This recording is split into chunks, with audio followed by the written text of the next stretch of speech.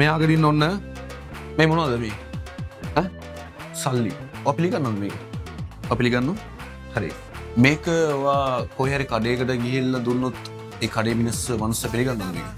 සමහර ආයතන පිළිගන්න. හුවමාරුව සඳහා පොදුවේ භාවිතා කරන ඕනෑම දෙයක් අපි කියන මොනවා කියලාද? මොනවා කියලාද කියන්නේ? මුදල් කියලා කියන. මේක හැමෝටම print කරන්න පුළුවන්ද? print කරන්න පුළුවන්ද හැමෝටම? බෑ. මේකේ තියෙනවා නූලක්. දන්නවද මේකේ නූලක් තියෙනවා කියලා? සාමාන්‍ය සල්ලි කොලයක නූල කඩා ගන්න හොඳ නැහැ. ඔන්න මම මේ අහගෙන ඉන්න මම මුදල් කියන පාඩම කතා කරන්නේ. හොඳට අහගෙන ඉන්න. හරිද?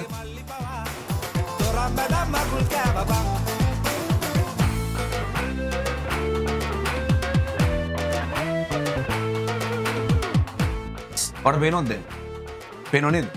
මුදල් කියන එක නිෂ්පාදනය කරන්න පුළුවන්. හැබැයි මුදල් කියන එක අනුකරණය කරන්න බෑ. ඒකට හේතුව මොකද්ද? මුදල් වලට තියෙන වෙනම ලක්ෂණයක්. පැහැදිලිද කියනද? දැන් උදාහරණයක් විදිහට කියනවා නම් මේක මම මෙහෙම පොඩි කරනවා. මේක පොඩි කරනවා. වෙනසක් තියෙනවද නැද්ද? වෙනසක් තියෙනවා. මේ පොඩි වෙච්ච මේ කොලයයි මේ පොඩි වෙච්ච මේ කොලයයි අතර වෙනසක් තියෙනවා. මේ කොලේ වෙනම කොලයක්. පැහැදිලිද කියනද?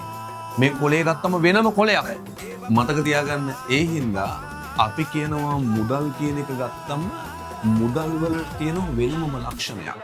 සාර්ව ප්‍රතිභූතතාවය කියලා අපි කියනවා මේකට. ඒ කියන්නේ හැම මිනිස්සෙක්ම පොදුවේ පිළිගැනීමක් සිද්ධ කරනවා. හරිද? ඔයාලට මේක නිෂ්පාදනය කරන්න පුළුවන්ද? ඔයාලට නිෂ්පාදනය කරන්න පුළුවන්ද? පුළුවන්. හැබැයි මේ විදිහටම පුළුවන්ද? බෑ. ඔයාලට පුළුවන්ද? බෑ. අපි ඕකට කියනවා අනුකරණය දුෂ්කරයි කියලා. මේක සාමාන්‍ය මතක තියාගන්න. හරි? සමහර වෙලාවට මේක ඇත්තටම සුලභද? නෑ. හැමෝම ගාව තියෙනවද? නෑ. දුලබද? දුලබ. අන්න ඔය විදිහට මතක තියාගන්න. අපිට මුදලක් කියන්නේ මොකක්ද සහ ඒ වගේම තමයි මුදල් වල ලක්ෂණ මොනවද කියන එක පිළිබඳව කතා කරන්න පුළුවන්.